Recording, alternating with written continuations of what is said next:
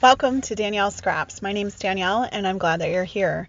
Make sure you hit subscribe, like, and that bell so you don't miss another tutorial. Hi, today I am a guest designer with Inspiration Collaboration Design Team and we're using kits in a way that's not intended. Let's get started. Stampin' Up! Has a great selection of kits in their arsenal online, and today I chose the Notes of Cheer card kit. I really loved the colors in here, and I thought it would pair nice with some pictures that I have. Let's go through the ingredients here, if you will. I have that chipboard piece, I have some envelopes, double-sided adhesive, some 3D dimensional, some beautiful gems, some overlays. This one is rainbow. This one is butterfly, a butterfly shaped card. And I also have this watercolor card base, a blank card base, and some sentiments in English and 2 other languages. So I plan to make with this a brag book. All of my measurements will be in the description below. But I'm going to add a few pieces from my stash, like the 6x6 designer everyday life paper. And I'm going to cut that down to slightly larger than what my envelopes are. And I'm going to do the same with this chipboard or cardboard piece that was in the kit. I'm going to grab in some extra black cardstock, and this is going to create my spine for my book. I'm going to score this piece here, but let's get started with trimming down our pieces so that they fit nicely. So that chipboard piece, like I said, I'm just going to make it slightly bigger than my envelope, maybe 1/4 of an inch, if that. And again, all the measurements will be down in the description below. And I'm simply going to cut this in half so that I have a nice solid front and back piece. My DSP is going to be cut to the exact same size as my chipboard piece so that it sits nicely. Now, if you're cutting this and you have a little bit of a hangover, just go ahead and use your scissors to trim that up.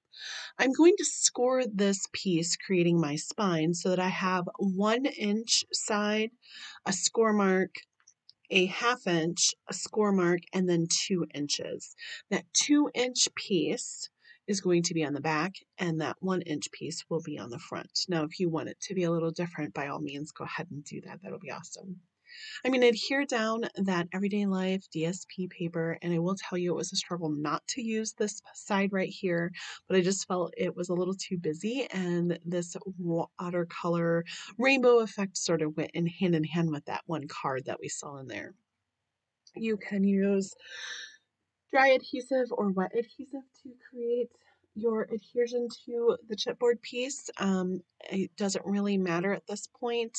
I prefer when I'm doing the spine though to use a liquid, and I accidentally grabbed the wrong liquid adhesive here, and you'll see me go back and correct that. This is a permanent and bond, and while I love it, I don't like getting it on my fingers. And then I'll just adhere this on both sides. Make sure that you check out the description, like I said, for all the measurements, but also all the links to all the other designers in here because I have some fantastic projects. These are the envelopes that come in the kit, and right now I'm going to play with how I want them to fit inside of each other and how I want them to look. I decide to put them in so that the flap goes in and I fold the envelope backwards so that it creates a pocket for me, and then I can use this in uh, adhering my book down. I'm going to add adhesive once I get a feel for how I like this and how the way I want it to look. I'll go ahead and add some adhesive to make that stick in there. Now, when you are putting these together, you just make sure that you leave yourself a little bit of wiggle room and grace in sliding these in, and don't press down until you're really sure that you have it in the space that you want it to be, just so that you're not ripping up things. And they slide in really easy, which I really loved that. Excuse me. All right, so as you can see here, I'm just assembling these pieces here, and I just want to give a big shout out to Katie. She is the one that invited me and asked me if I would do this, and I was over the moon excited about this. My YouTube channel is something that I take pride in, and I just lately haven't been able to take a whole lot of time to it. So just this jump started my creativity, and just I was just honored to be asked to do this. I would love to do this again sometime and make sure that I am able to give you inspirational things to do. Great. So now we have all of our envelopes in place, and now it's time to just get a feel for how we want this to look inside of our book. This can go however it feels good for you. So the way that I do it doesn't necessarily need to be the way that you do it. Right here, I'm trying to decide if I wanted here a flap down, if I want it to go left or right. And so you can see here that I am putting this down so that the left flap is over on the left hand side here. When we move through, you will see that my book ends up not looking like this. I end up discovering that it doesn't open well this way, and I end up taking it off and flipping that behind itself and adding it to the back cover. And I'm sure in my editing through here, I don't show that. So I put this piece down, and you will see that the black does stay, but that flap I take off just so that it folds nicer. So, and that's okay. Like when you're making these things, it's okay to make mistakes and move things around. Okay, so let's go ahead and talk about our closure really quick here. I am going to use some ribbon, some satin ribbon from Stampin' Up, a wooden button, and some liquid adhesive and Velcro. So I wanted to use something that I could somewhat hide the closure with, and it was easy. There wasn't like snapping or anything to go. I thought about using magnets, but I thought maybe that would be too heavy and over time might press into my project, leaving an impression. So I decided to go ahead and go with the button and Velcro. On the inside, I felt it was really important that I scored the back piece of my Everyday Life DSP paper here. I wanted the paper to play with the movement of my book as it was opened and closed. So if I score this, that helps manipulate it into kind of playing with how I want it to move. It also doesn't buckle on me when I open and close it under the pressure of that glue and giving it some flexibility, if you will. So I just used liquid adhesive here. You could use any of the tear tape kind of adhesive. You could use dry adhesive, your snail if you wanted to, whatever you have on hand that works well for you. I maybe wouldn't use any red tape sort of adhesive, but I felt that this worked really well for me. Now, when I add this piece, you could, if you wanted to, put the ribbon down first before you put this back panel down, or you can do it just like I am here. Either way, it's going to get covered up, as you'll see later, but this piece right here will allow us to create that closure that I was talking about. Now, do allow yourself some grace when you're using this material with that liquid adhesive. It is not something to be rushed, which I learned quickly while doing this, and I know better. It does need some time to adhere to the project pieces that you're using before it has a nice solid hold. So a couple of times my Velcro pops off because I am not giving it the due time to cure. Make sure that when you're putting your closure on that you're allowing enough space for your project's inner guts, if you will, for lack of better terms, as it's going to get bulkier as you add in your pictures and your memorabilia. So if you are adding this like I am here, you will need to move it, and you will see that throughout the video as it kind of shifts a little bit to the center of the book, and it will allow a lot of room for me to go ahead and add in those pictures.